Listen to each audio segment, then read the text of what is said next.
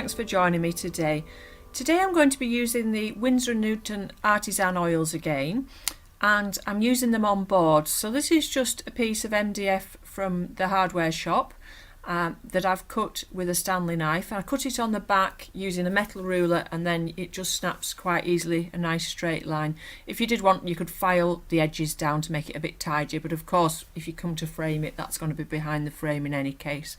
So on top of that MDF, I've got some gesso, which I did several weeks ago because I do a few boards at a time, so make them all out of one big sheet, which makes them a little bit less expensive. So I cut them up, put the gesso on each one, and then I can use them whenever I like after that. So just to put a bit of a ground on that and a base colour to work on top of, I've mixed some of the yellow ochre with a tiny touch of alizarin crimson and some water. You can see it's quite a wet, loose mix, and I've not done it evenly at all. I've just quickly covered the board using that colour.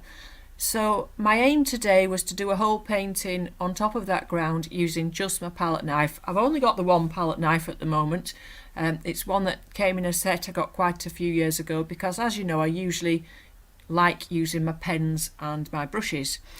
But I would like to get going with a palette knife, and I may in the future try some different shapes and things if I can get hold of some of those.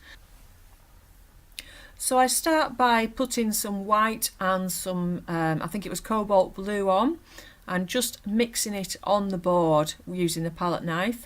So just those two colours because I want this to be quite a wintry, cool scene, but I just quite like that warm coming through. So I'm leaving, you can see quite a lot of the ground coming through just to give a bit of warmth to the picture altogether, and it just holds the whole thing together as well, having that same colour throughout. So you will see in a moment I turn the board over just so I can get the angle of my hand right.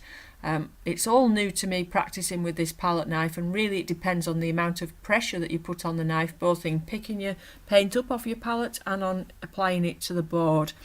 So you know, it just really depends how thickly you want to put it on as to how much pressure you put on, and obviously if you put too much pressure on, you risk lifting the paint off again where you don't want to.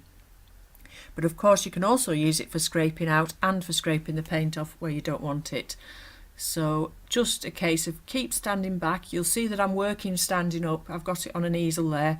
So when you're working standing up, it means you've got a lot more room to move your arm and be quite a bit more expressive, but it also means that you can take the time to keep standing back away from your easel to assess what you're doing and have a look where you think you need to change things. So here you'll see I'm struggling with the angle of my hand, and that's when I decide to turn the board around. So the skier himself, I did lose a little bit of footage. I think my battery ran out on my camera, so that's a tip for you to make sure you always set off your video with a new full battery. I usually do. It was just an omission on my part there. So I've only lost a tiny bit of footage. But basically I'm putting on, when I start doing the skier, I'm not doing any drawing or anything, I'm just going straight on and drawing him as I go along with the paint. So you'll see there where I've lost some film. So the dark colours that you see on the skier, I've made those up of French ultramarine and some burnt sienna mixed well on the palette. So they weren't mixed on the board, they were mixed on the palette, and then I've applied them. His jacket is just a plain cobalt blue, and then I use those darker colours for his salopettes, his gloves, his helmet and his skis. And just build it up. So I'm keeping this very simple with the colours. I do add a little bit more of the alizarin, but of course we've already got alizarin in the background, but I use the alizarin a little bit later for his boots, and I add a tiny touch of cerulean blue as well because I think it just gives it a bit more of an icy feel, a cold feel to it, does the cerulean blue. So I'm basically just keep standing back and reassessing his posture and his figure. I do alter things quite a bit as I go along. I'm trying to get his knee nice, the knee that's closest to us, quite high. He's got his knee lifted and hopefully his weight on his bottom ski.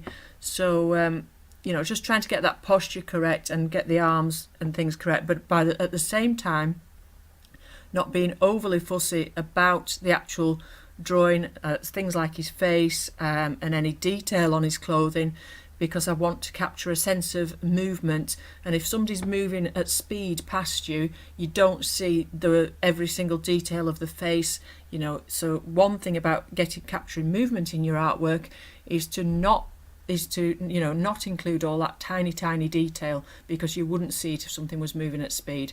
So I just want his outline and the impression that is flying past us on those skis, which is why when I come to the end of the painting, you'll see that I go a bit mad with my palette knife and do quite a bit of scraping out and flicking of the paint just to try and get some illusion of speed there.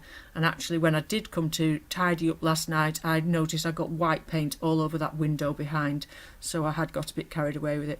But I think, although I haven't done much with the palette knife, I did one earlier a few months ago. I'll put the link to that one above. I think that was of a cockerel. But this is really only the second or third time I've used the palette knife.